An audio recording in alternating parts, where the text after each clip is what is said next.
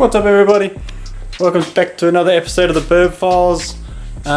Yesterday we whipped that frame up, so I'm still playing with that like a child. But today, just want to focus on some more of this back end, get that fuel tank dropped out and whatnot. So I'm just going to give some of these bolts a bit of a wire brush, some WD, let that soak in for a bit. Just sort of sort out my tools and then we'll hook into it.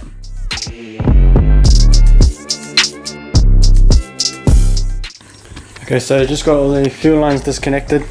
Just marked them with the cable tie to make sure we're getting the right way around and it goes back together. And just got the jack sitting under here. Gonna undo these straps now. Hopefully these bolts come. Looks like they haven't been undone in a long time.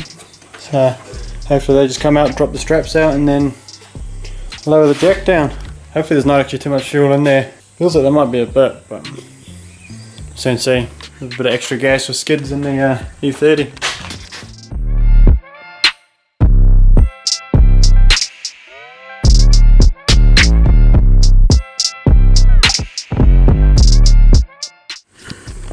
Well, sweet, that didn't go too badly.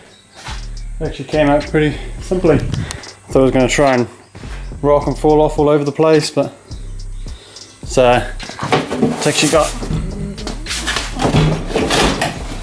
a fair bit of gas in it still, so I'll try and drain that out. So we'll just have a look at the chassis around where the fuel tank was. It's actually all pretty sweet in here. It is just surface rust, so a good wire buff and some rust colour, some rust kill primer inside. Like these tricky to get bits, I'll set up my little sandblaster where I can't get in behind here.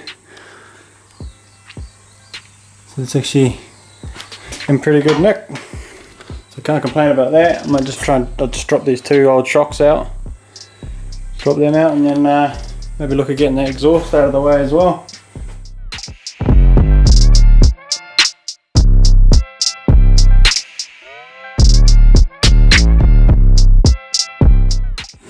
So now the shocks are out the way, and at least it looks like the back part of the exhaust should come off pretty easy. Thought it was starting to sound a bit raspy when I was driving it around. I think it's got a crack in the exhaust there and also a couple of cracks here. And that's when we took it up to Port Jackson up Coromandel, which was smashing rocks in the middle of the road because it was so low. And it's only since then that you could hear the exhaust leaks. I think the old muffler took a bit of a hiding.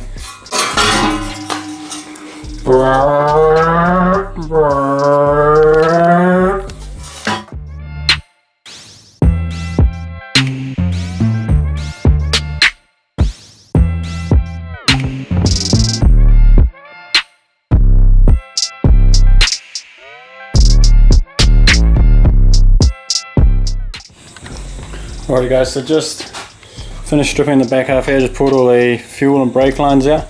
They had joiners there, so I've just pulled them all out in one piece, stashed them up there, just to make it easier when I come to do all this fab work.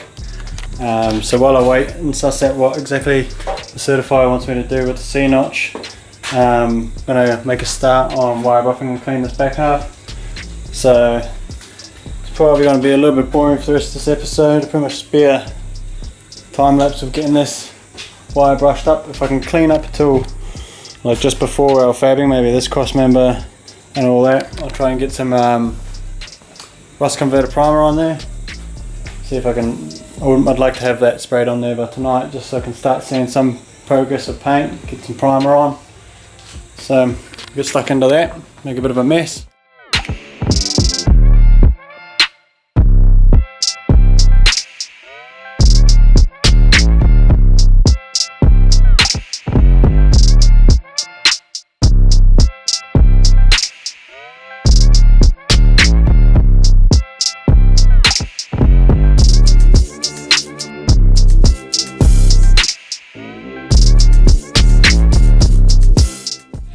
Alrighty guys, so just spent about an hour and a half wire buffing just pretty much behind this cross member, all up underneath. Just trying to get it as mint as possible, just like bought a set of these real small wire brushes for fitting down inside all the gaps and everything. So doing that in the The little wire wheels on the die grinder as well. So I'm just gonna mix up. I've got some like CRC rust converter. It's supposed to be pretty good, but I don't know if you can actually put it in a gun. I think it says to brush it on, but I'm gonna see if I can mix it up, get it in a gun and spray it on, and I'll just try this back half first, and if that works real well, I'll know to use it for the rest of the chassis. So get that mixed up and spray it on.